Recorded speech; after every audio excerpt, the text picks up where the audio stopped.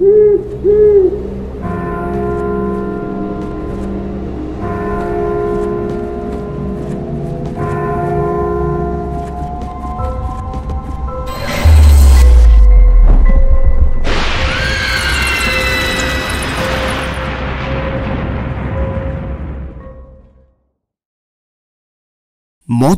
ধূমপান ও মাদক সেবন স্বাস্থ্যের পক্ষে ক্ষতিকারক। হঠাৎ সন্ধ্যেতে আমরা বিভিন্ন ধরনের গল্প প্রচার করে থাকি, অলৌকিক, গোয়েন্দা, তন্ত্রমন্ত্র ইত্যাদি। অলৌকিক গল্পের আবহে আমরা দেখেছি সেখানে তন্ত্রমন্ত্র, ঝাড়ফুঁক, কালা জাদু ইত্যাদির ব্যবহার হয়ে থাকে। লেখক তার গল্পের রোমাঞ্চকর আবহ সৃষ্টির জন্যই এইগুলির ব্যবহার করে থাকেন। হঠাৎ সন্ধে কোনো কুসংস্কারকে প্রশ্রয় দেয় না। আমাদের সমস্ত শ্রোতা বন্ধুদের কাছে নিবেদন, অনুগ্রহ করে গল্প শোনার আনন্দে এই গল্পগুলি গ্রহণ করুন। তারানাথ তান্ত্রিক লোকমুখে জনপ্রিয় এই নামের সৃষ্টি হয় 1940 সালে বিভূতিভূষণ বন্দ্যোপাধ্যায়ের হাত ধরে। তবে তিনি এই চরিত্রটি সমন্বিত দুটি ছোট গল্প লিখেছিলেন এবং এই গল্প দুটির মাধ্যমে তারানাথের তান্ত্রিক জীবনের সূচনা হয়। বিভূতিভূষণের মৃত্যুর পরে তার পুত্র তারাদাস বন্দ্যোপাধ্যায় স্মৃতির গহীন থেকে তুলে আনেন তারানাথকে। তার লিখনের রূপ পায় বাংলার সংস্কৃতির শিকড়ে থেকে যাওয়া এক অজানা ভুবন। তারানাথ চরিত্রটি বিপুল জনপ্রিয়তা পেতে শুরু করে। এই চরিত্রকে নিয়ে লেখা সমস্ত গল্পগুলি অলৌকিক, অস্বাভাবিক, রহস্য এবং জাদু বাস্তবতার উপর ভিত্তি করেই হয়ে থাকে। হঠাৎ সন্ধ্যাতে পূর্বেও আপনারা তারানাথ তান্ত্রিকের গল্প শুনেছেন। আজ আপনাদের ভালোবাসায় আবার ফিরেছে তারানাথ। আজ আপনি শুনবেন বিভূতিভূষণ বন্দ্যোপাধ্যায় ও তারাদাস বন্দ্যোপাধ্যায়ের অমর সৃষ্টি তারানাথ চরিত্রকে ঘিরে তারানাথ তান্ত্রিক ফ্যান ফিকশন, তারানাথ তান্ত্রিক ও মদনের মৃত্যু সংকট। আজকের গল্প পাঠে গল্পের সূত্রধর আমি সৌরভ, গল্পটির কলমে সুকান্ত দাস, প্রধান চরিত্রে তারানাথ ও মদন। শুরু হচ্ছে আজকের নিবেদন, তারানাথ তান্ত্রিকের গল্প তারানাথ তান্ত্রিক ও মদনের মৃত্যু সংকট।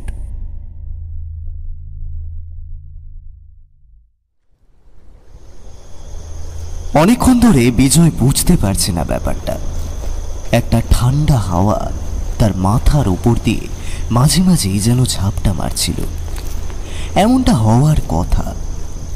আকাশের অবস্থা ভালো নয়, একটু পরে বৃষ্টি নেমে আসবে। এমন সময় এলোমেলো হাওয়া যে আসবে সেটাই স্বাভাবিক, কিন্তু এই হাওয়ার মধ্যে যেন অন্য কি একটা ব্যাপার রয়েছে। এই হাওয়াটা অন্য ঝড়ের মতো নয়, যেন মনে হচ্ছে হাওয়ার সঙ্গে মিশে আছে একটা অদ্ভুত গন্ধ, আর কি যেন একটা তার কানে এসে লাগছে। হঠাৎ বিজয় চমকে ওঠে, ডান দিকে মাথা ঘোরায়, আর সঙ্গে সঙ্গে দেখতে পায় সেখানে জমির ওপরে যেন কি একটা এতক্ষণ বসেছিল। বিজয় তাকানোর সঙ্গে সঙ্গে সেটা হঠাৎ করে জমিতে কোন দিকে যেন চলে গেল। বিজয় বুঝতে পারে চোখের ভুল, তবু এতটা ভুল হওয়ার কথা তো নয়। তাছাড়া আকাশে চাঁদের আলো না থাকলেও হাতে হ্যারিকেন রয়েছে। এই রাতে সে বাইরে মোটেই বের হতো না, যদি না তার গরুটা। কপাল, যদি ঘুমিয়ে না পড়তাম তাহলে সন্ধ্যেবেলায় গরুটাকে খুঁজে আনতে পারতাম। এখন এই রাতের বেলায় গরুটাকে খুঁজে যদি না পাই, ঝড় বৃষ্টির মধ্যে কোথায় গিয়ে যে আটকেছে কে জানে। বিজয় গরুটার নাম ধরে দুবার ডাকলো, কমলি, কমলি, এই কমলি। তার গলার স্বর ঝোড়ো হাওয়ার সঙ্গে এলোমেলো ভাবে এদিক ওদিক ছড়িয়ে পড়ল। যেন সে বুঝতে পারল তার গরুটা আশেপাশে কোথাও নেই। বাঁদিকে বেশ লম্বা বড় একটা গাছের আম বাগান রয়েছে। এই আম বাগানে ছোটবেলায় বিজয় আসত ঝড়ের পরে আম কুড়োতে, কিন্তু সেই অনেক আগের কথা। এখন এই বাগানে আম কুড়োতে আসা ছেলেদের দল বদলেছে। বিজয়ের সংসার হয়েছে, তার বউ বাড়িতে বোধ হয় তার আর কমলির জন্য অপেক্ষা করে আছে। বিজয় মনের মধ্যে আসতে থাকা চিন্তাটাকে তাড়িয়ে দেয়। তারপর যেন নিজেকে সাহস দেওয়ার জন্য বলে ওঠে, আরে ধুর, এখানে এত রাতে কে আসবে? তাছাড়া আমি আজও অন্ধকারে ভুল দেখছি। মাঠের মধ্যে ওভাবে কেউ বসে থাকতে পারে নাকি? কথাটা বিজয় নিজেকে মনে মনে বোঝালো। তারপর আরো খানিকটা হেঁটে এসে বিজয় বুঝতে পারল এই পথে কমলি যায়নি, কারণ এই পথে গেলে তাকে খুঁজে পাওয়া যাবে না। বোধহয় গ্রামের বাইরের দিকে ওই জঙ্গলটা একবার দেখা দরকার। কিন্তু এমনটা কখনো হয় না। রাত হলে কমলি বাড়ি ফিরে আসে। এমন একটা কথা ভেবে তাড়াতাড়ি সে পেছনে ঘুরে পথ ছেড়ে হাঁটতে লাগলো ওই বাইরের জঙ্গলের দিকে। একটা হাতে লণ্ঠন, অন্য একটা হাতে ছোট লাঠি। চারপাশে অন্ধকারে ঘুটঘুট করছে এবং সেই হাওয়াটা প্রবলভাবে দিচ্ছে। বিজয়ের মাঝে মাঝে মনে হচ্ছে হ্যারিকেনটা না নিভে যায়। আর এর মধ্যে একটা শনশন শব্দের সাথে যেন একটা চাপা হাসির শব্দ এবার শুনতে পেল বিজয়। শব্দটা শুনে এসে চমকে দাঁড়িয়ে পড়ল, ঠিক যেন তার পেছনের দিক থেকে হাসির শব্দটা ভেসে এলো। তবে যেই বিজয় থেমে গেছে, হাসির শব্দটাও সঙ্গে সঙ্গে থেমে গেল। ব্যাপারটা কি হলো? তাহলে কি সত্যি এখানে কেউ আসে? আমি ভুল ভাবছিলাম না? আবার বিজয় তাকায় পেছনের দিকে। অন্ধকারে পথের দুপাশটা ভালো করে দেখা যায় না, আর এখানে অল্প আলোটুকু চারপাশে অন্ধকার দূর করতে পারেনি। তবে যেটুকু পেরেছে তা হলো অন্ধকার বাড়িয়ে দিয়েছে যেন আরো। মনের মধ্যে সমস্ত সাহসটুকুকে একত্র করে নিয়ে হাঁটতে হাঁটতে বিজয় এগিয়ে গেল জঙ্গলের দিকে। তারপরে আর দেরি না করে জঙ্গলের ভেতরে হাতড়ে লাঠি দিয়ে শব্দ করতে করতে ডাকতে লাগলো তার গরুটির নাম ধরে। এইবার প্রথমবারের মতো হাসির শব্দটা স্পষ্টভাবে শুনতে পেল সে। জঙ্গলের একপাশে ডান দিক থেকে সেই আওয়াজটা আসছে, যেখানে একটা পুরনো মরা ডোবা রয়েছে। খুব কাছ থেকে শব্দটা ভেসে এসেছে। কে তুমি? কে ওখানে? এতক্ষণ ধরে আমায় ভয় দেখাচ্ছে কে? তার কথায় আবার খিলখিলিয়ে হাসির শব্দটা শোনা গেল। এবার হাসির শব্দ শুনে বিজয়ের মনে হলো কোনো মেয়ে মানুষের হাসির শব্দ। সঙ্গে সঙ্গে বিজয় খসখস পায়ের শব্দ শুনতে পেল, আর তার সাথে সাথে দেখতে পেল পেছন দিক থেকে কে যেন হাঁটতে হাঁটতে তার দিকে এগিয়ে আসছে। হ্যারিকেনটা মুখের কাছে তুলতেই দেখল, আরে এটা তো তার বউ। কিন্তু তার বউ এত রাতে এখানে কি করতে এসেছে? এ কি বউ, তুমি এখানে এলে কেন? তোমায় তো বললাম তোমায় বেরোতে হবে না, আমি একাই বেরোচ্ছি। বিজয় স্পষ্ট দেখতে পেল তার বউ হাঁটতে হাঁটতে তার দিকে এগিয়ে আসছে, কিন্তু মুখে একটা কথাও বলছে না। একটু আগে ঘর থেকে আসার সময় তার পরনে যেমন শাড়ি দেখে এসেছে, ঠিক তেমনই শাড়ি পরা। কিন্তু অদ্ভুতভাবে সে বিজয়ের দিকে তাকিয়ে থাকলেও মুখে কোনো কথা বলছে না। বিজয়ের হঠাৎ অদ্ভুত কথা মনে হলো। তার বউ অন্ধকার ভয় পায়, আলো না জ্বালিয়ে ঘর থেকে বাইরে পর্যন্ত বেরোতে পারে না। তাহলে তাহলে খালি হাতে এই ঝোড়ো আধো অন্ধকারের মধ্যে সে এত দূর এলো কি করে? আর সবচেয়ে বড় কথা, সে তো গরুটাকে খুঁজতে গিয়েছিল মাঠের দিকে। বউকে সেই কথাই বলে এসেছিল। তাহলে সে যে জঙ্গলের দিকে আসবে সে কথা জানল কি করে? বিজয়ের গোটা শরীরে একবার বিদ্যুৎ তরঙ্গ বয়ে যায়। হঠাৎ করে তার মনে পড়ে যায় কিছু একটা। মাত্র 4 দিন আগে ওই মজা ডোবার কাছে একটা মৃতদেহ পড়ে থাকতে দেখেছিল গ্রামের লোকেরা। কথাটা এতক্ষণ কমলির চিন্তায় সে ভুলেই গিয়েছিল। সেটা মনে পড়তেই কেমন যেন চমকে ওঠে সে। সঙ্গে সঙ্গে এদিক ওদিক তাকিয়ে সে কি যেন একটা দেখতে পেয়ে ভয় পায়, কারণ অন্ধকারের মধ্যে এসে দেখতে পেয়েছে কাউকে দাঁড়িয়ে থাকতে। বিজয়ের মুখ থেকে বেরিয়ে আসে একটা বীভৎস চিৎকার।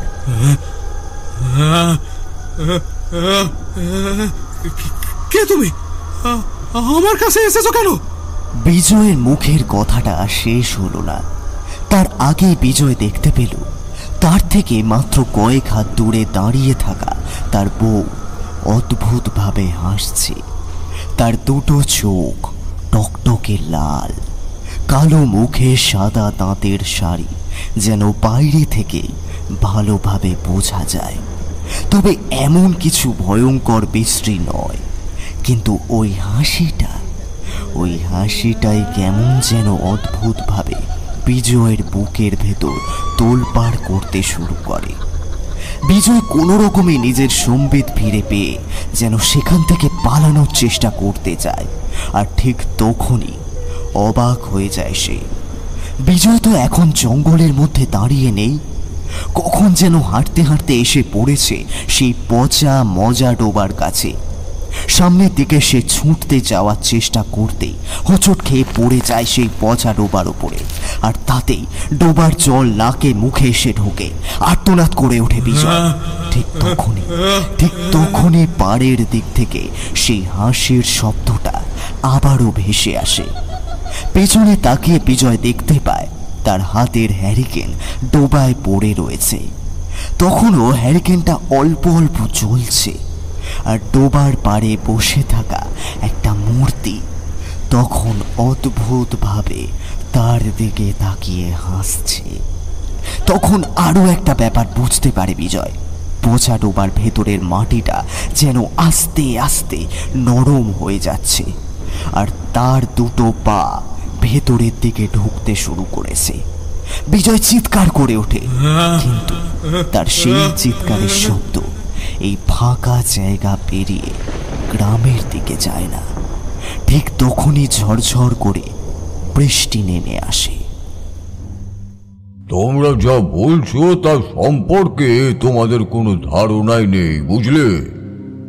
কেউ যে কতটা ভয়ঙ্কর হতে পারে তা তোমরা কখনো ভাবতেও পারবে না। বিশেষ করে কোনো মেয়ে মানুষের আত্মা সদ্য বিবাহিত অবস্থায় যদি কোনো অতৃপ্তি নিয়ে মারা যায়, তাহলে তার ক্ষমতা এবং তার আকর্ষণ অনেক বেশি হয়। বিবাহিত মহিলারা মারা গেলে শুনেছি তারা পেতনি হয়। পেতনির কথাটাই কি আপনি বলছেন ঠাকুরমশাই? সে তোমরা বিভিন্নভাবে বিভিন্ন কথাই বলতে পারো, তবে তন্ত্রের ক্ষেত্রে কিন্তু পিশাচের আলাদা ভূমিকা। এই পিশাচতন্ত্রে অনেকেই সিদ্ধ হয়। অতি ভয়ঙ্কর এক ক্ষমতা।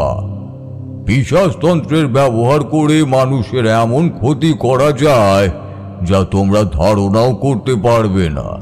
হ্যাঁ, সেটা তো বুঝলাম, কিন্তু ঠাকুরমশাই পিশাচতন্ত্র হোক আর যাই হোক, পিশাচ হলেই তো হলো। কিন্তু পিশাচ কি সবসময় স্ত্রীলোক হয়? এ ব্যাপারে তো ছেলে মানুষও পিশাচ হতে পারে, তাই নয় কি? আগেই তো বললাম, অতৃপ্তি নিয়ে মারা যায় যে স্ত্রীলোক তারাই পিশাচ হয়।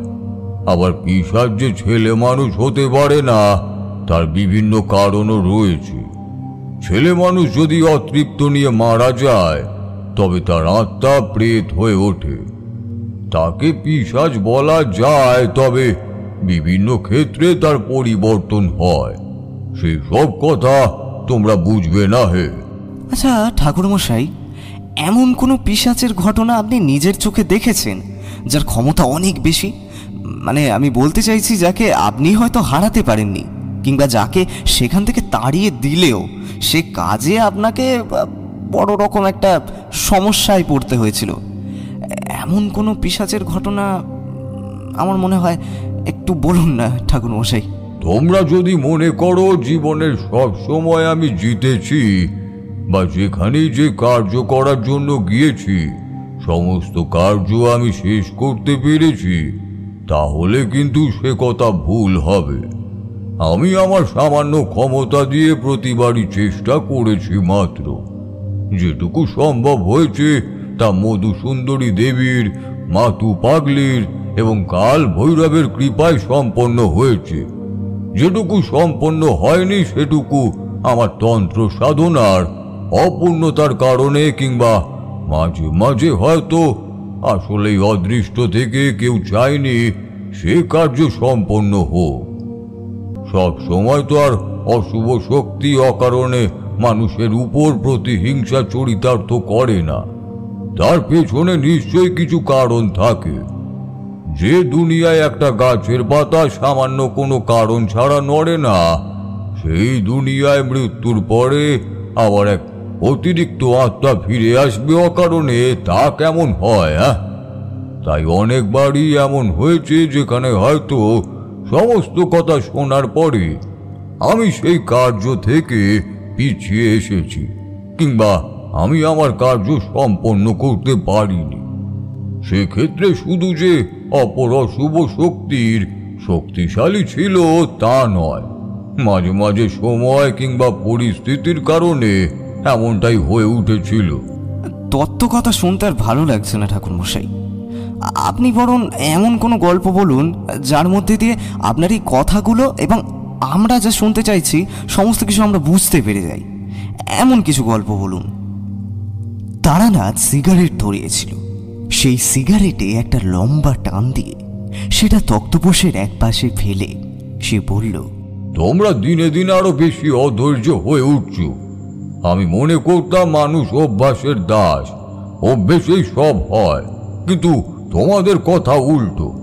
আর তোমার কথা যদি বলি, তুমি তো অতিরিক্ত অধৈর্য হয়ে পড়ছো আস্তে আস্তে। আগে যাও একটু আধটু কথা শুনতে, এখন সেটুকু শুনতে চাও না, খালি গল্প শোনাতে হবে। এসব তো আর আমার গল্প নয়, আমার নিজের জীবনের অভিজ্ঞতা। বুঝতে পারলাম বারবার প্রশ্ন করার জন্য তারানাথ সামান্য মনক্ষুণ্ণ হয়েছে। তাই ব্যাপারটা সামাল দেওয়ার জন্য বললাম, আপনি দয়া করে আমাদের কথায় কিছু মনে করবেন না। আপনি বলুন, আপনার যা বলতে ইচ্ছা হয় তাই বলুন, তবে এমন একটা গল্প বলুন যেটা আমাদের মনে একটা অদ্ভুত রোমাঞ্চের সৃষ্টি করবে। বুঝতেই তো পারছেন এমন একটা ওয়েদারে যদি আপনার গলায়... আরে তোমাদের কথায় আমি কিছুই মনে করি না, আসলে বয়স হচ্ছে তো, তাই মাঝে মাঝে এমনটা হয়ে যায়। তোমরা ছাড়া তো আর আমার কাছে কেউই আসে না, তাই তোমরা একটু কথা বলবে, একটু গল্প শুনবে, তাহলেই তো আমার খুব ভালো লাগবে। আকাশের অবস্থা আজ ভালো নয়, বুঝলে? কথাটা বলেই তারানাথ তার বৈঠকখানার খিড়কি জানলা দিয়ে বাইরের আকাশের দিকে তাকিয়ে রইল বেশ কিছুক্ষণ। তারপর যেন নিজে নিজেই বলা শুরু করলো তার ঘটনার কথা। সেদিনও আকাশের অবস্থা খুব একটা ভালো ছিল না, এমনই বৃষ্টি মুখর ছিল। সেদিন সকাল থেকেই কালো মেঘ জমেছে, আকাশে ঝিরি ঝিরি বৃষ্টি অনেকক্ষণ ধরেই হয়ে চলেছিল। আমি তখন গিয়েছিলাম নবজপুর নামের একটা গ্রামে। সেই গ্রামে এক গৃহস্থের বাড়িতে দিন জুড়েই ছিলাম।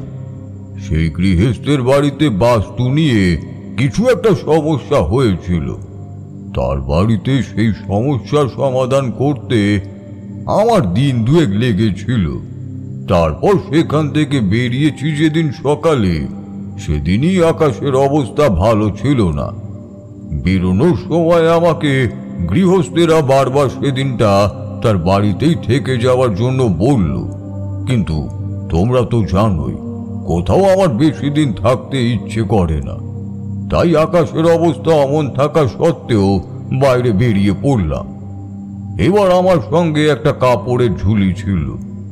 আগের গ্রামের একজন কিছু ফলমূল দিয়েছিল, কি মনে হতে সেগুলো আমার সঙ্গে করেই রেখেছিলাম। ভেবেছিলাম পরে কোনো কাজে লাগলেও লাগতে পারে। তাছাড়া বাড়িতে ফিরে যাওয়ার একটা প্রবল ইচ্ছেও হয়েছিল।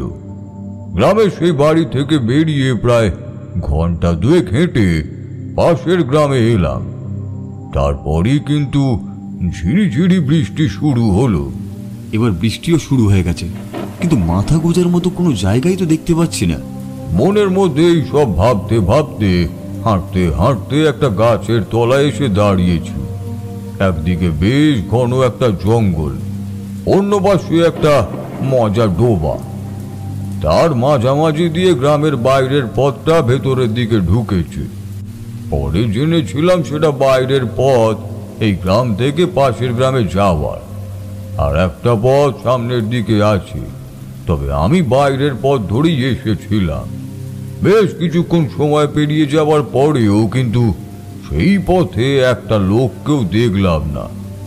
গাছের তলায় বসে রয়েছি, ঝিরিঝিরি বৃষ্টি গায়ে এসে লাগছে, আর একটা ঠান্ডা ভাব চারপাশে ছড়িয়ে রয়েছে।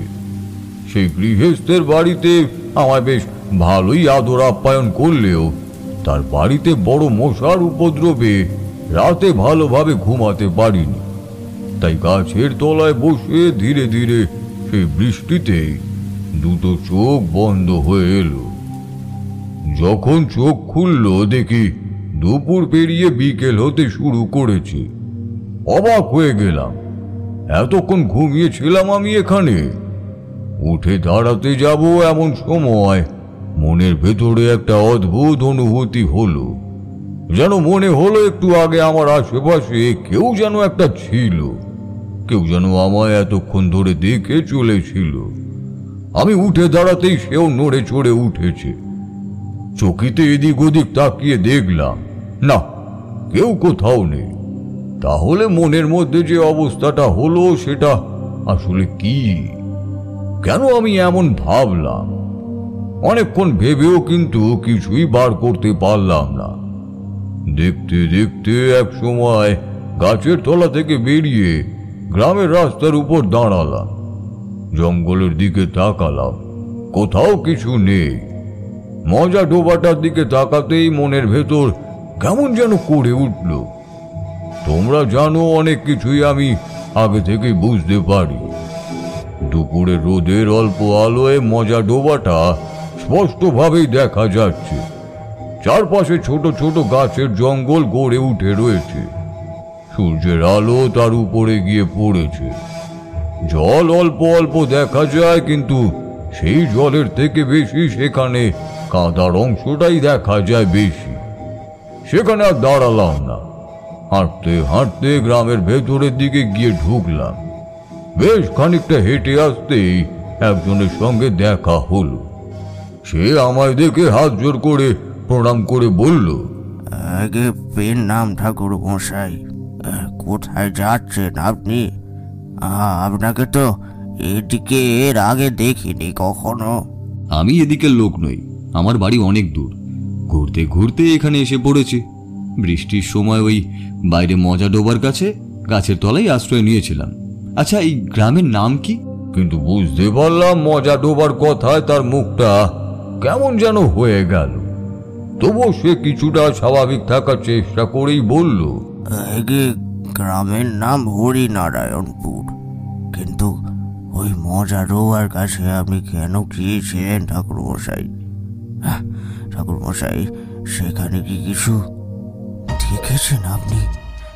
না মানে কিছু সন্দেহজনক কি ওখানে আপনি দেখতে পেয়েছেন?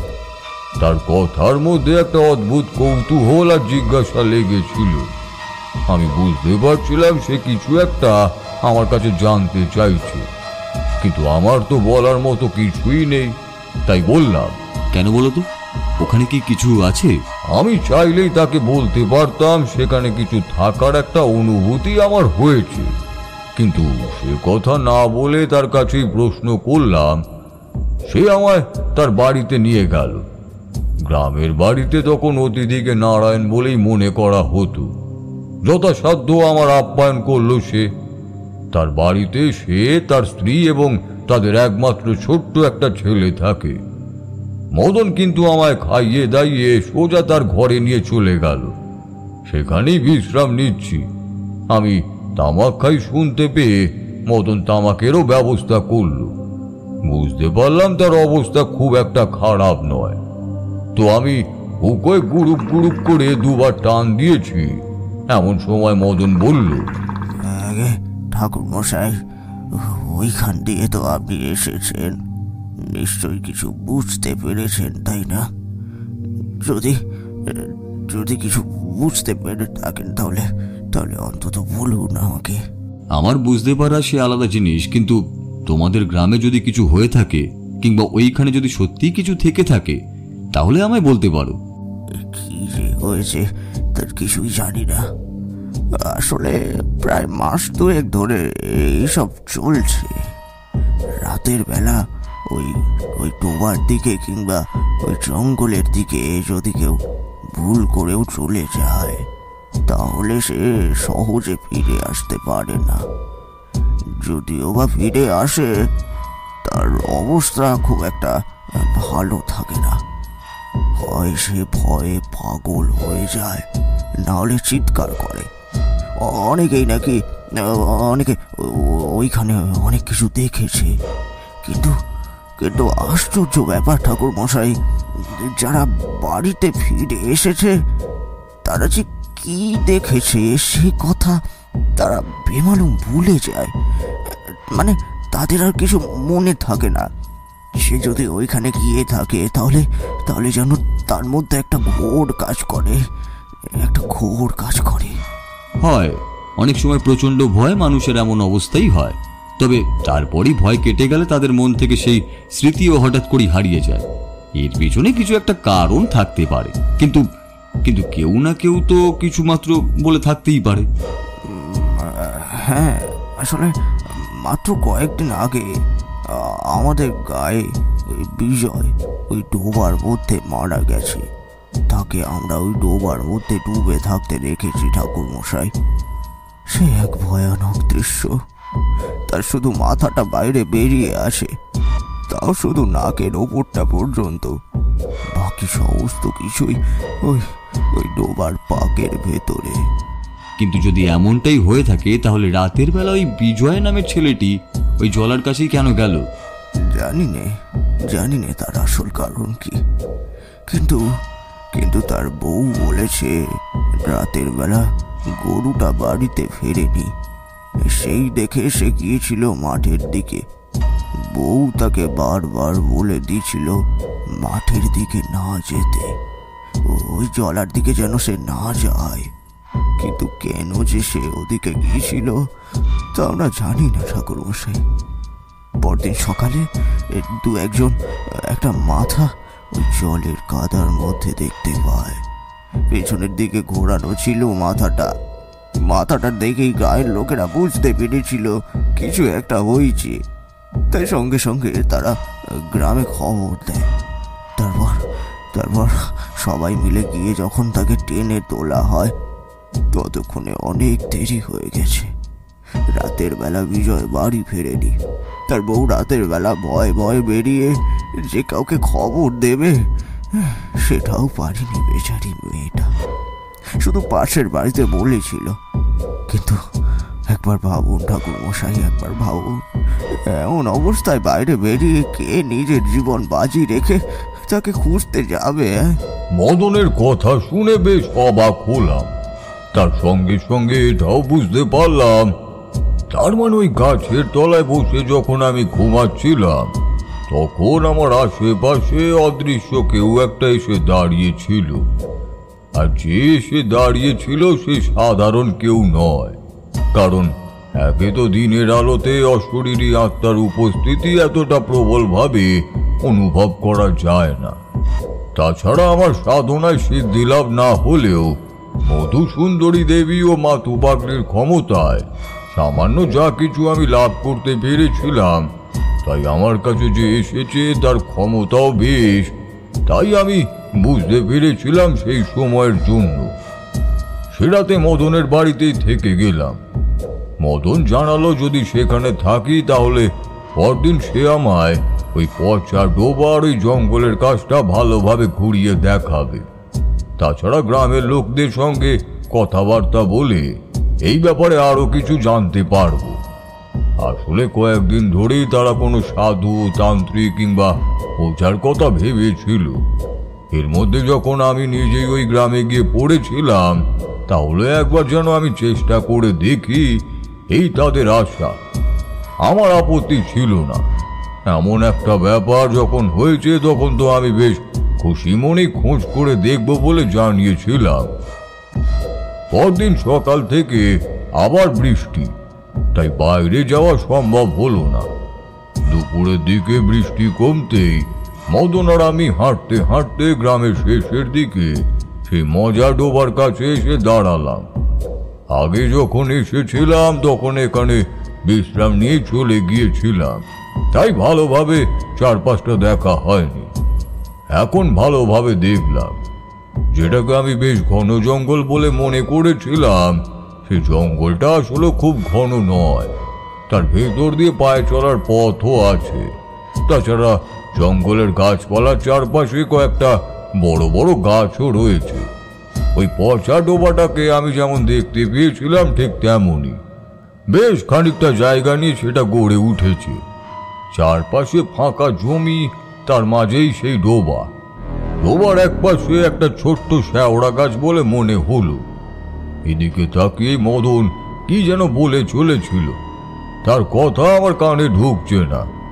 আমি তাকিয়ে দেখছিলাম সেই শ্যাওড়া গাছের দিকে। এমন একটা পরিত্যক্ত ডোবার ধারে এমন একটা শ্যাওড়া গাছ, এই লক্ষণ তো ভালো নয়। নিশ্চয়ই শ্যাওড়া গাছের সঙ্গেই ওই অশরীরী পিশাচের কোনো না কোনো সম্পর্ক থাকলেও থাকতে পারে। আচ্ছা ঠাকুরমশাই, আপনি বললেন ওই বিজয় নামের লোকটাকে ওই প্রেত আত্মাটা জলে মানে ওই পাকে ডুবিয়ে মেরেছে, তাহলে তাকে পিশাচ বলছেন কেন?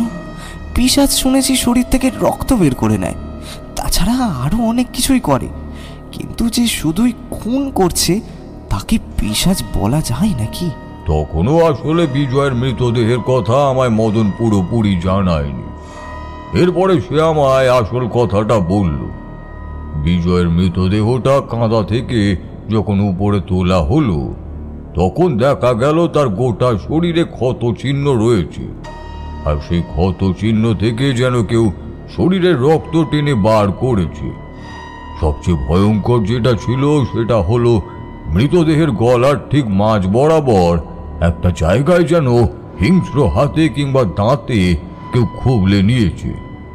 এরপর তাকে আর পিশাচ বলতে আমার কোনো আপত্তি ছিল না, কিন্তু আমার জানার প্রয়োজন ছিল আসলে কেন এমনটা হচ্ছে। হঠাৎ করেই গ্রামে এমন বিপদ শুরু হওয়ার পেছনে নিশ্চয়ই কোনো না কোনো কারণ থাকতেই হবে। মদন কিন্তু কিছুই বলতে পারল না সেই ডোবার ব্যাপারে। ডোবার চারপাশ থেকে ঘুরে গ্রামে গেলাম, সেখানেও বেশ কয়েকজনের সঙ্গে কথা হলো, কিন্তু খুব ভালোভাবে আমার প্রশ্নের কোনো উত্তরই দিতে পারল না কেউ। একসময় বাধ্য হয়ে মদনকে বললাম, আচ্ছা, তোমাদের গ্রামের এই বিপদটা যখন থেকে শুরু হয়েছে তার আগে গ্রামে কি কেউ মারা গিয়েছিল? মদন মনে করার চেষ্টা করলো গভীরভাবে। মনে পড়তে মাথা নাড়িয়ে বলল, না তো ঠাকুর মশাই, আমাদের গায়ে কেউ মরেনি। পিশাচের হাতে অনেকে মরেছে, কিন্তু কিন্তু তার আগে কেউ মারা গেছে বলে তো আমার মনে পড়ছে না। তাহলে তো বড় সমস্যা হলো, কেউ মারা যায়নি অথচ ওই পিশাচি বা এখানে এলো কি করে? নিশ্চয়ই ডোবার মধ্যে এমন একটা কিছু হয়েছে। আচ্ছা, ওই ডোবা কি সম্প্রতি মজে গিয়েছে? আগে হ্যাঁ ঠাকুর মশাই, আমাদের ছোটবেলায় ওই ডোবায় জল ছিল, কিন্তু তারপর থেকে ওই ডোবা মুছতে শুরু করেছে। গ্রামের বাইরের দিকে মাঝে মাঝে ছেলে পুলের দল মাছ ধরতে আসতো, তাছাড়া তো আর এদিকে কেউ আসে না। আর একবার খরার সময় সমস্ত জল শুকিয়ে গিয়েছিল, তখন পুরো জায়গাটা ফাঁকা হয়ে গেছিল। জায়গাটা কিন্তু বেশি গভীর নয়, মাঝখান পর্যন্ত হেঁটে গেলেও বোধহয় গলা অবধি জল থাকবে, এর বেশি নয়। তবে তবে পাঁকে ভর্তি হওয়ার পরে এর মধ্যে মানুষগুলো যে কিভাবে পুরোপুরি ডুবে যায় সেই সব বুঝতে পারিনি ঠাকুর মশাই। তোমাদের এই গ্রামের শেষবার তাহলে বিজয় নামের ওই ছেলেটি মারা গিয়েছিল, কিন্তু প্রথম কে মারা গিয়েছিল একদম প্রথমবার? মদন আবার মনে করার চেষ্টা করলো, তারপরে বলল, আমাদের এই গ্রামেরই একজন প্রথমবার মারা গিয়েছিল। তার নাম ছিল নিতেই। নিতেইয়ের পরিবারের কেউ নেই, তবে নিতেইয়ের কাছের এক বন্ধু আছে তার পাশের বাড়িতে, তার নাম গদাই। তারা দুজন বেশিরভাগ সময় একসাথেই থাকতো। তার সঙ্গে কি একবার আপনি কথা বলে দেখবেন নাকি? হ্যাঁ, আমার বারবার মনে হচ্ছিল কিছু একটা হতে চলেছে যেটা ভালো নয়, যার সঙ্গে এই ডোবার কোনো না কোনো একটা সম্পর্ক আছে। না হলে অকারণে কোনো পিশাচ এইভাবে গ্রামের লোকেদের মারতে শুরুই বা করবে কেন? আর একটা অদ্ভুত ব্যাপার হচ্ছিল না, সেটা আমি একবারও মদনকে বুঝতে দিইনি।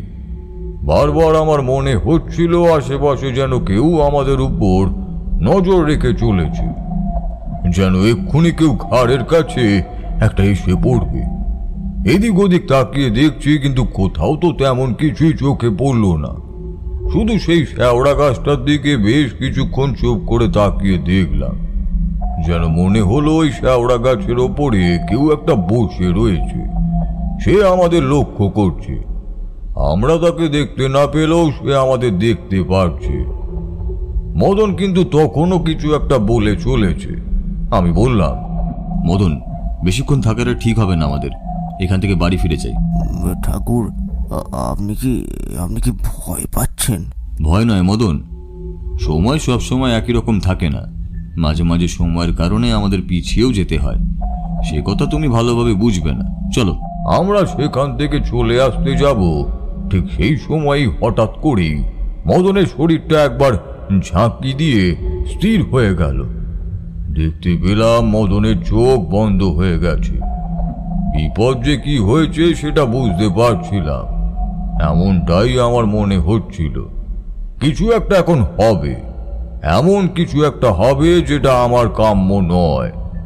সঙ্গে সঙ্গে মদনের দিকে এগিয়ে যেতে গেলাম, দেখলাম মদন চোখ বন্ধ করে কিছু একটা বলছে।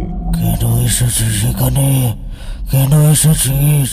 চলে যা, চলে যা বলছি, চলে যা। মদনের গলা থেকে অদ্ভুত একটা শব্দ বেরিয়ে আসছে।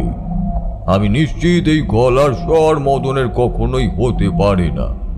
মদনের গলা থেকে যেন অন্য কেউ একজন কথা বলে চলেছে। মদন, মদন, তুমি ঠিক আছো? এই স্থান ভালো নয়, আমি আগেই বলেছিলাম। চলো, আমাদের এখান থেকে এক্ষুনি চলে যাওয়া দরকার। তুই এখান থেকে চলে যাবি? তুই আর এখানে আসবি না। যদি আসিস তাহলে কিন্তু সর্বনাশ হবে। এই গ্রামের সবাইকে এক এক করে আমি ওই ডোবার ভেতরে এনে ফেলব। তুই পারবি না, আমায় আটকাতে পারবি না। আমি বুঝতে পারলাম আমার সঙ্গে কেউ সংযোগ করার চেষ্টা করছে, তাই এবার মদনের উদ্দেশ্যে কথা না বলে তার শরীরে এসে থাকা সেই অশরীরীর উদ্দেশ্যে বললাম, কে তুমি? মদনকে কিভাবে ধরেছো, আর কেনই বা ধরেছো? ছেড়ে দাও, মদন তো তোমার কোনো ক্ষতি করেনি। তুমি এই গ্রামের মানুষদের এইভাবে মারছই বা কেন? কি করেছো ওরা তোমায়? ওরা আমায় কি করেছে সে কথা ছাড়, তোকে জানতে হবে না। তুই চলে যা এখান থেকে, যা বলছি তাই করবি, যেন তোকে আমি আর দেখতে না পাই। মনে মনে ভাবলাম এই প্রেত যদি এখানেই থাকে তাহলে আমি তো আজ সকালের দিকেও এখানে ছিলাম, তখন তো সে আমায় কিছু বলেনি। তাহলে এখন মদনের শরীরে প্রবেশ করে সে আমায় কিছু বলতে চাইছেই বা কেন? সঙ্গে সঙ্গে একটা কথা অনুভব করতে পেরে থেমে গেলাম। সামান্য হেসে বললাম, তুমি আমার কোনো ক্ষতি করতে পারবে না। আমার ওপরে মধুসুন্দরী দেবীর আশীর্বাদ রয়েছে। যদি তুমি আমার ক্ষতি করার চেষ্টা করো তাহলে তো আগেই করতে পারতে। আমি এখান থেকে যাব না। সঙ্গে সঙ্গে কি যেন হলো, মদনের শরীরটা আরো একবার আগের মতোই নড়ে উঠল। তারপর দেখতে পেলাম মদন হতভম্বের মতো এদিক ওদিক তাকাচ্ছে।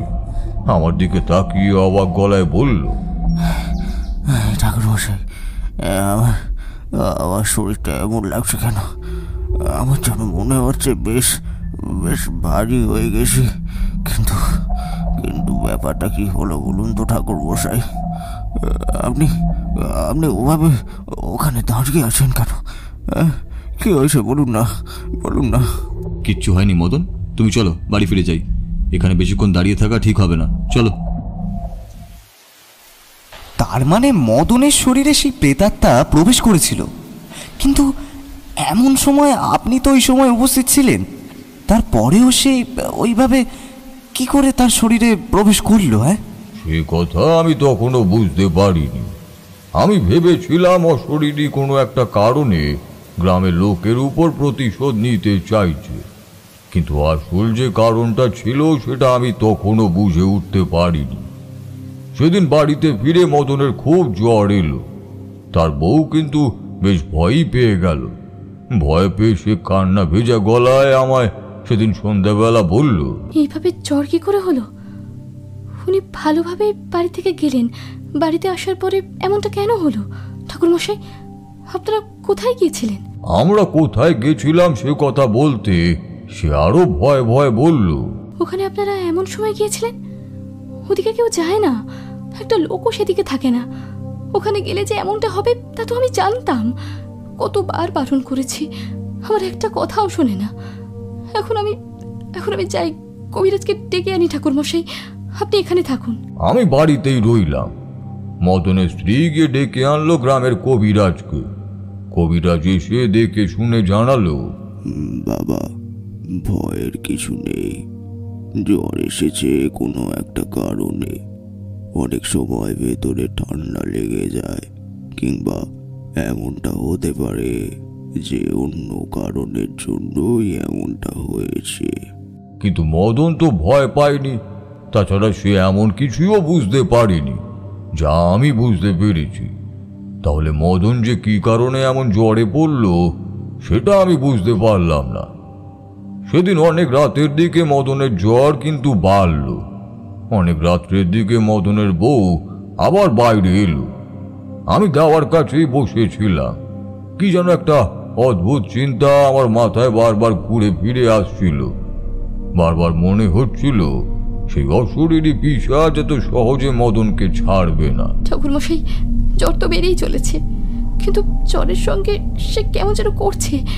আপনি একবার তাড়াতাড়ি আসুন। তাড়াতাড়ি ঘরের ভেতরে ঢুকতেই কিন্তু ভয় পেয়ে গেলাম। ঘরের এক পাশে একটা হ্যারিকেন জ্বলছে। অদ্ভুতভাবে বিছানার উপর উঠে বসেছে মদন। সেভাবেই মাথাটা নিচু করে সামনের দিকে তাকিয়ে রয়েছে সে।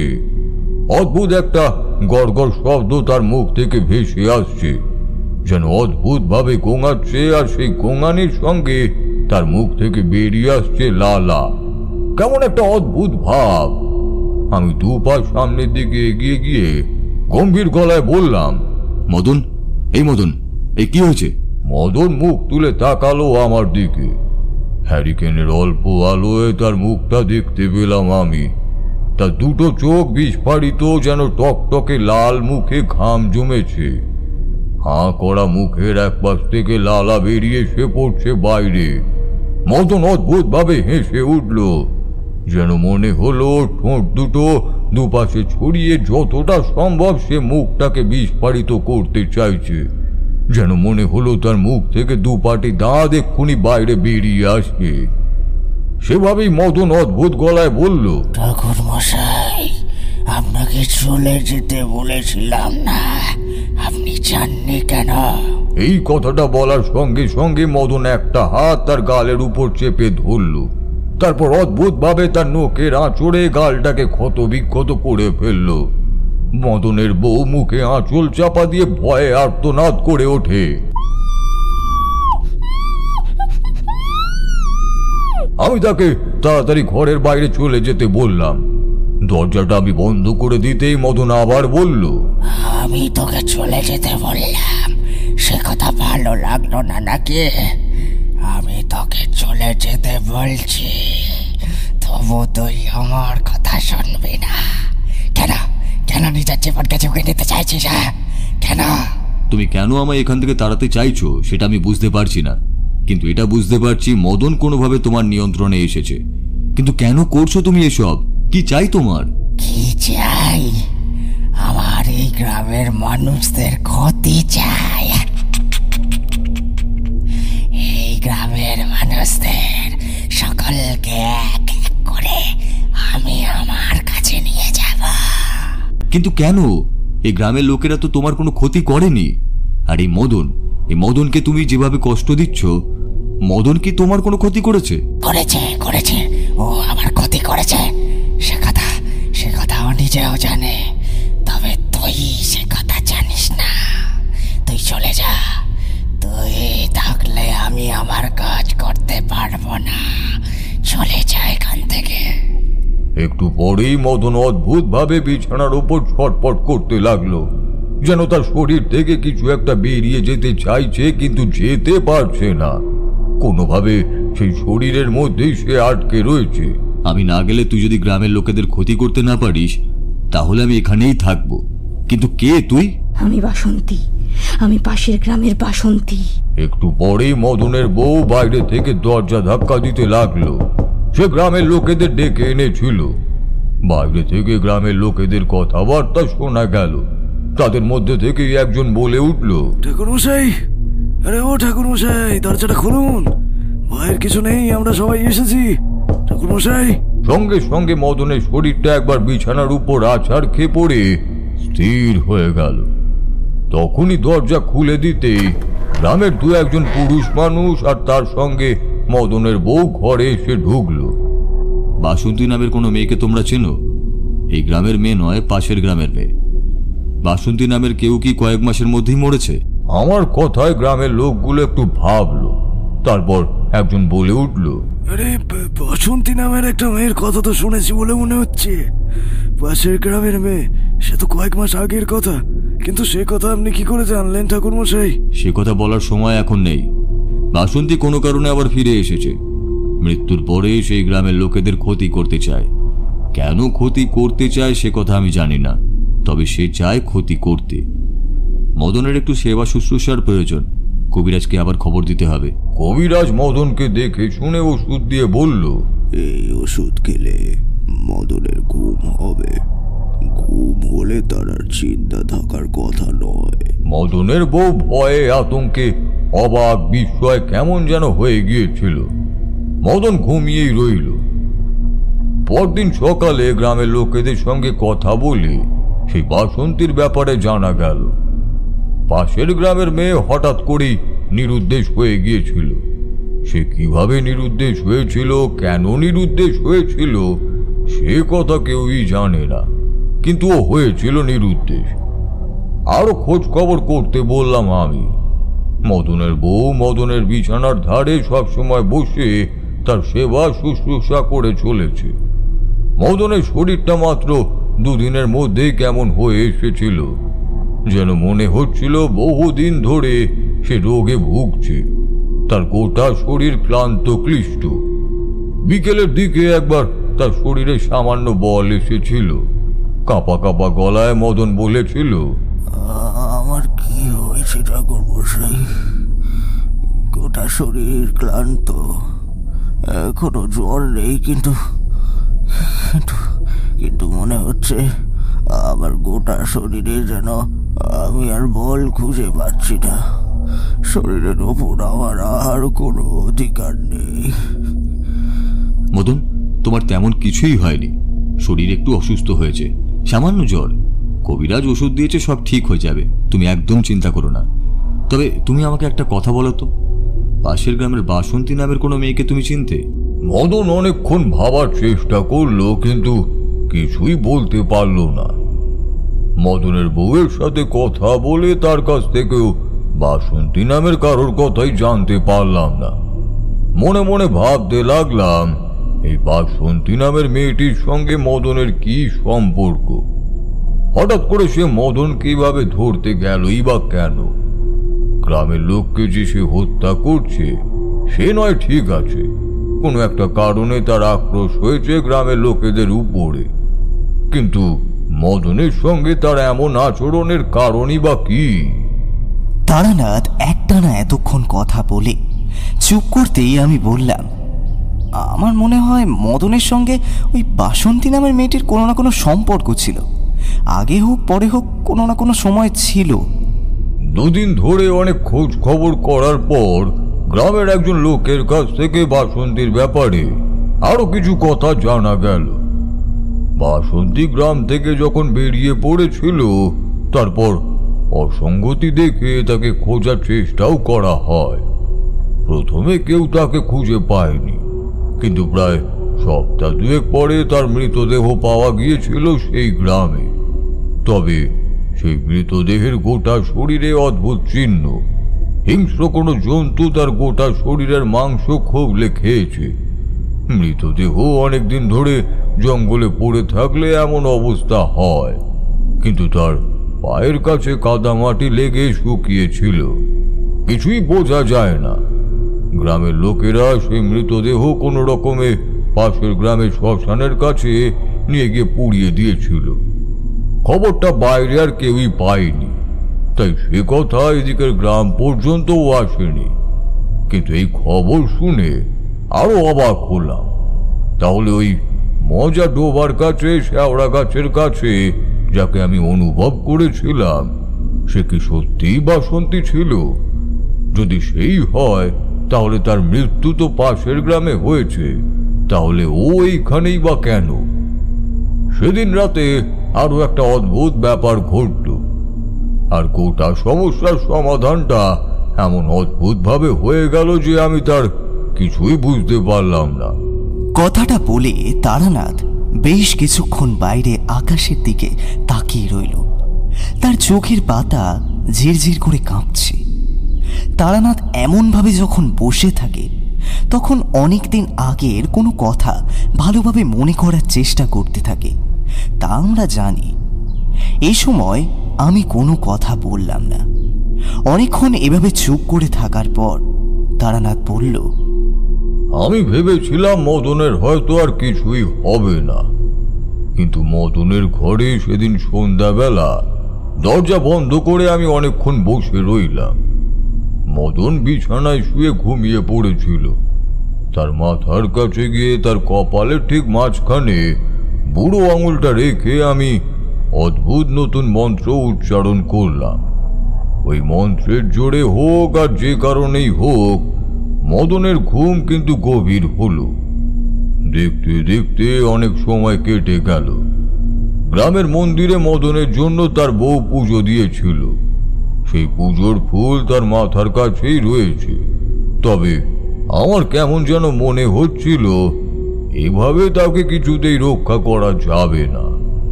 মাথার কাছ থেকে ঠাকুরের ফুলটা একপাশে সরিয়ে রাখলাম।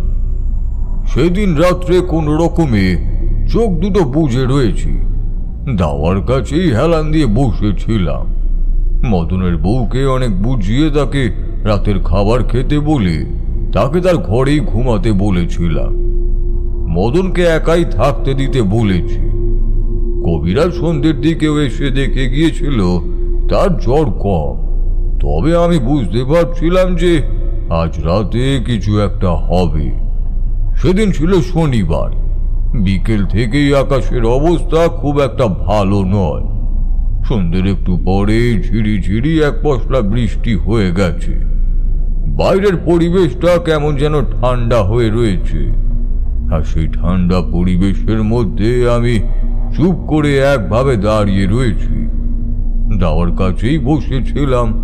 কি মনে হতে উঠে এসে উঠোনের চারপাশে ঘুরতে লাগলাম। মনটা ভীষণ চঞ্চল হয়েছিল। মনে মনে মধুসুন্দরী দেবীর নাম স্মরণ করছি। কোথা থেকে যে সময় কেটে গেল তাও মনে নেই। হঠাৎই একটা খুট করে শব্দ হতেই পেছনের দিকে তাকিয়ে দেখলাম মদনের ঘরের দরজাটা খুলে মদন ঘর থেকে বাইরে বেরিয়ে এসেছে। আমি উঠোনের এক পাশেই ছিলাম। একজনকে ডাকতে যাব এমন সময় মাথার ভেতর যেন কেউ বলে উঠল, এত তাড়া কিসের তারানাথ? একটু সবুর করে দেখ না, তুই তোর সব প্রশ্নের উত্তর পেয়ে যাবি। কথাটা শুনে এদিক ওদিক তাকিয়ে দেখলাম। তারপরে বুঝতে পারলাম কথাটা যেন আমি আমার মাথার মধ্যেই পেয়েছি। গলাটা বড্ড চেনা হলেও চারপাশে কেউ কোথাও নেই। তাহলে আমার মাথার মধ্যে কথাটা কি বলল? যেন বহু দূর থেকে কথাটা ভেসে এসেছে আমার কাছে। ততক্ষণ ততক্ষণে মদন ঘর থেকে বেরিয়ে উঠোন পেরিয়ে রাস্তায় নেমেছে। আমিও তার পিছু পিছু এগিয়ে গেলাম। মদন হাঁটতে হাঁটতে গ্রামের বাইরের দিকে যাচ্ছে। আকাশে কালো হয়ে মেঘ জমেছে, বৃষ্টিও পড়ছে। সেই বৃষ্টির মধ্যে ভিজতে ভিজতে মদন এগিয়ে চলেছে, আর তার পিছু পিছু আমি। এত দ্রুত যে মদন হাঁটতে পারে তা আমার ধারণা ছিল না। তার পেছনে ওর জন্য আমায় একরকম দৌড়াতেই হলো। বৃষ্টির জল গ্রামের পথে জমেছে, তার মধ্যে ছপ ছপ শব্দ করে মদন দ্রুত হেঁটে চলেছে, তার পেছনে আমি।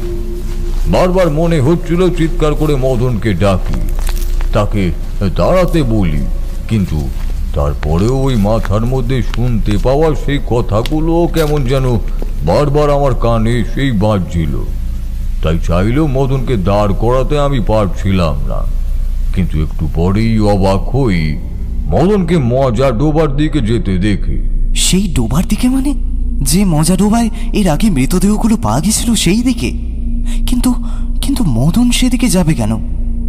তারানাথ সামান্য হেসে বলল, আমি ভেবেছিলাম মদনের মধ্যে সেই অসুরেরই আত্মা নেই, কিন্তু তখন বুঝতে পেরেছিলাম তার মধ্যে সেই আত্মা রয়েছে।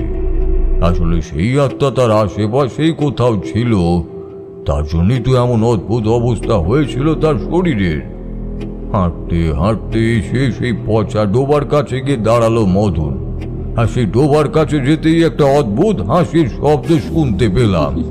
সঙ্গে সঙ্গে মদনের গলা, চারপাশে তো অন্ধকার হয়ে গেল কি করে? বৃষ্টির মধ্যে আমি বাইরে এলাম কখন? মদন, মদন, তাড়াতাড়ি তাড়াতাড়ি আমার দিকে এসো। ঠাকুর মশাই, আমার বাসান, আপনি কোথায়? আমি আমি আপনাকে দেখতে পাচ্ছি না, আমার বাসান ঠাকুর মশাই। চারপাশে অন্ধকার, তার মধ্যে জোরে বৃষ্টি হচ্ছে। মদনের গলা শুনে আমি তার দিকে এগিয়ে যাওয়ার চেষ্টা করলাম, কিন্তু আবার সেই হাসির শব্দের সঙ্গে এবার একটা মেয়েলি গলায় কেউ বলে উঠল, এখনো বুঝতে পারিসনি তুই? এখনো বুঝতে পারিসনি? এই মদনের জন্য, এই মদনের জন্যই আমার মৃতদেহটা ওরা ছিঁড়ে করে খেয়েছিল জঙ্গলের মধ্যে। আমি অবাক হয়ে বললাম, কিন্তু মদন কি করেছে? মদন কি তোমায় হত্যা করেছে?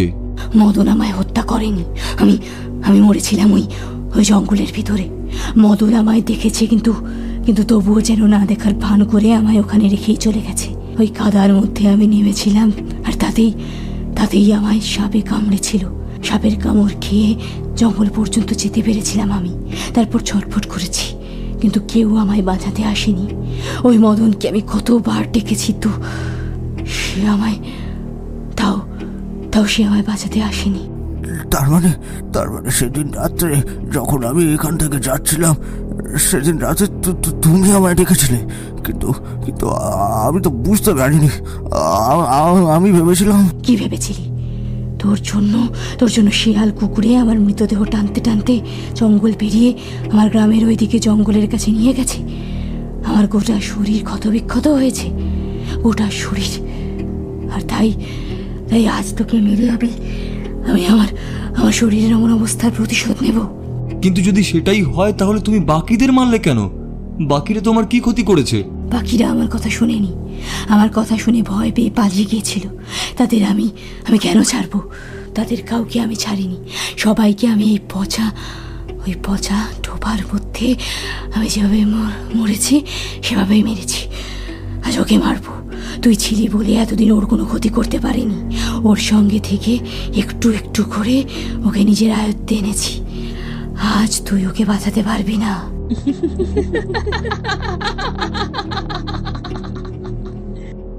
থামো তুমি। অকারণে গ্রামের এতগুলো মানুষকে মেরেছ, তারা তোমার কোনো ক্ষতি করেনি। তুমি মারা গেছো নিজের দোষে। তোমার মৃতদেহ তারা সেখান থেকে সরায়নি, সেটাই স্বাভাবিক। একটা মৃতদেহ তারা দেখতে পেলে আলাদা ব্যাপার ছিল, অথচ সেটা তারা দেখতে পায়নি। তাই তোমার গলা শুনে তারা ভয় পেয়ে এখান থেকে পালিয়েছে। তার জন্য তুমি এমনটা কখনোই করতে পারো না। আমি পারি। সঙ্গে সঙ্গে মদনের চিৎকার শোনা গেল। চারিদিকে ঘুটঘুটে অন্ধকার। সেই অন্ধকারের মধ্যে ভালোভাবে কিছুই বুঝতে পারছি না, তবে মদনের চিৎকার শুনে বুঝতে পারলাম সে বড় বিপদে রয়েছে। ঠাকুর মশাই আমাকে বাঁচান, আমায় ডোবার মধ্যে ফেলেছে ও, আমায় বাঁচান ঠাকুর মশাই। ডোবাটা কোন দিকে তা আমার খেয়াল ছিল না। মদনের চিৎকার শুনে ছুটে গেলাম সামনের দিকে। আরো খানিকটা এগিয়ে যেতেই বুঝতে পারলাম মদনের চিৎকার একদম আমার কাছে এগিয়ে আসে। আর ঠিক তখনই চারপাশে ভরে ওঠে অদ্ভুত সেই গন্ধটা। আমি ছাড়বো না, কাউকে ছাড়বো না। এই গ্রামের কত মানুষকে আমি বলেছি আমার মৃতদেহ এখান থেকে তুলে নিয়ে যেতে, আমার গ্রামে পৌঁছে দিতে, কিন্তু কেউ আমার কথা শোনেনি। সবাই আমায় ভয় পেয়ে পালিয়েছে। এক এক করে সবাইকে আমি বুঝতে পারছিলাম মদনকে এভাবে আর বাঁচানো সম্ভব নয়। তাই আর দেরি না করে গোপন একটা মন্ত্র পড়তে লাগলাম। সেই মন্ত্র পড়তে পড়তে চারপাশে সেই ভারী ভাবটা আস্তে আস্তে কেটে যেতে লাগলো। সেই অশরীরী এবার চিৎকার করে বলে উঠল, থাম থাম থাম বলছি, আমায় আটকাস না। আমি কিন্তু আবার ফিরে আসবো, আমি আবার ফিরে আসবো না। অশরীরী চিৎকার করতে লাগলো। মদনের চিৎকারটা থেমে গিয়েছিল। সে এবার কেমন যেন গোঙাতে গোঙাতে উপরের দিকে উঠে এলো। অন্ধকারের মধ্যে আমার গলা লক্ষ্য করে সে এগিয়ে এসে আমার হাতটা ধরতেই তার হাতে লেগে থাকা পচা পাক মাটি আমার হাতে এসেও লাগলো। বললাম, মদন, এখানে আর থাকা যাবে না, তাড়াতাড়ি চলো। বৃষ্টি পড়ছিল বলেই হয়তো মদনের শরীরে লেগে থাকা কাদা মাটি ভালোভাবে দেখা যায়নি। পরে বৃষ্টির জলে তা ধুয়ে গিয়েছিল। মদন বাড়ি ফিরে বলেছিল, ঠাকুর মশাই ওই নরম মাটিতে আমার দুটো পা আস্তে আস্তে ভেতরে ঢুকে যাচ্ছিল। এক সময় মুখ পর্যন্ত ভেতরে ঢুকে গিয়েছিলাম। ভাবলাম হয়তো আর বাঁচতে পারবো না, কিন্তু তারপরেই যেন কেউ একজন আমার টেনে তুললো ওপরের দিকে। আমি প্রথমে ভাবলাম আপনি তুলেছেন, কিন্তু তারপরে দেখলাম আপনি তো অনেক দূরে ছিলেন। তাহলে আমায় মাটি থেকে কে তুললো? তা আমিও জানি না মদন। অন্ধকারের মধ্যে আমি তো কিছুই দেখতে পারছিলাম না, তোমাকেও দেখতে পাইনি, সেই অশরীরীকেও দেখতে পাইনি। তবে এই অশরীরী আত্মা বাসন্তী কিন্তু এত সহজে মানবে না। তাদের গ্রামে গিয়ে তার পরিবারের সঙ্গে কথা বলে একটা শান্তি সস্তানের ব্যবস্থা করতে হবে। তার আত্মার মুক্তি এখনো হয়নি, তার আত্মার মুক্তিরও ব্যবস্থা করতে হবে। সেই রাতে বৃষ্টির মধ্যে মদন স্নান করলো। তারপর নতুন পোশাক পরে তার ঘরের বারান্দার কাছে এসে বসে প্রাণ ভরে রাতের খাবার খেল। মদনের বউ বেশ খুশি হয়েছিল, তার চোখ জলে ভরে রইল সব সময়। পরদিন সকালে মদন বলল, চলুন ঠাকুর মশাই, পাশের গ্রামে যাই। বাসন্তী নামের ওই মেয়েটা বড় কষ্ট পেয়ে মরেছে, তার জন্য কিছু একটা করতেই হবে। পাশের গ্রামে গিয়ে বাসন্তীর বাড়ি খুঁজে বার করলাম। তার বাড়িতে তার বৃদ্ধ মা ছাড়া আর কেউই নেই। বাসন্তীর কথা বলতেই সে একেবারে কেঁদে পড়ল। গ্রামেই সমস্ত ব্যাপার শুরু হওয়ার পর আর মদনের শরীর অসুস্থ হওয়ার পরেই মদন তার ছেলেকে 2 গ্রাম দূরে তার শ্বশুর বাড়িতে পাঠিয়ে দিয়েছিল। তাকেও পরদিন সকালে আনার ব্যবস্থা করল। বাসন্তীর বাড়িতে তার মায়ের সঙ্গে কথাবার্তা বলে মদন নিজের খরচায় সেখানে বাসন্তীর শান্তি শ্রাদ্ধের ব্যবস্থা করল। মদন জানালো বাসন্তীর মা একা এখানে থাকলে অসুস্থ হয়ে পড়বে, সে হয়তো মারাও যাবে, তাই তার প্রয়োজন নেই। একজনকে বাড়িতে থাকতে আর খেতে দেওয়ার মতো সামর্থ্য তার আছে, তাই মদন তাকে তার বাড়িতেই নিয়ে যাবে। মদন যে এমন একটা কাজ করবে তা আমি স্বপ্নেও ভাবতে পারিনি, তবে আমার বেশ ভালোই লাগলো। আসলে মানুষ তো মানুষের জন্য তেমন কিছুই করে না, করলেও তা অতি সামান্য। নিজের সামর্থ্য আছে যখন একটা মানুষের, তখন এমন দুঃখে থাকতে দেওয়ার তো কোনো মানেই হয় না, বিশেষ করে তার 3 কুলে কেউই নেই। এভাবে থাকতে থাকতে সে যে একদিন তার কুঁড়ে ঘরে মরে থাকবে সে কথা বেশ বোঝা যায়, তাই বেশ খুশি হয়েছিলাম মদনের কথাতে। আচ্ছা, তারপর ওই প্রেতকে কি আর দেখা গিয়েছিল?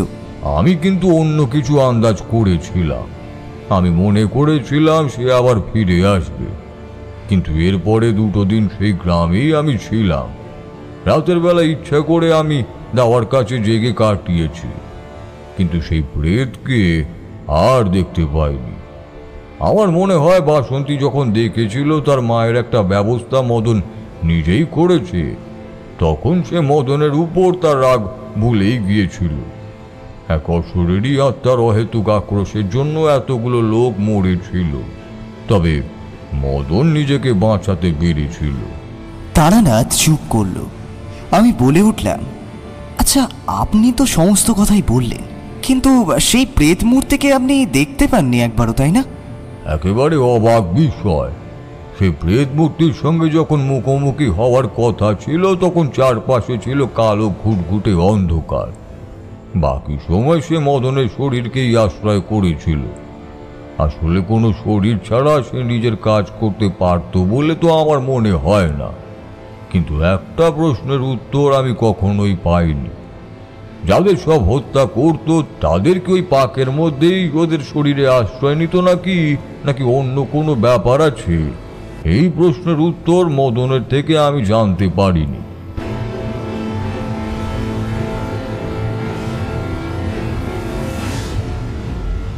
হঠাৎ সন্ধ্যাতে আজ আপনি শুনছিলেন তারানাথ তান্ত্রিকের ফ্যান ফিকশন তারানাথ তান্ত্রিক ও মদনের মৃত্যু সংকট। তারানাথের চরিত্রে বুবাই, বিজয়ের চরিত্রে সৌমিক, বাসন্তীর আত্মা ও গ্রামের বউয়ের চরিত্রে বর্ণিশা, অন্যান্য চরিত্রে গল্প পাঠে গল্পে সূত্রধর, শব্দগ্রহণ ও ধ্বনি পরিকল্পনায় আমি সৌরভ, পোস্টার ডিজাইন কৃষ্ণেন্দু। শেষ হলো আজকের নিবেদন। সঙ্গে থাকুন, আবারও এক রোমাঞ্চকর গল্প নিয়ে ফিরছে হঠাৎ সন্ধে।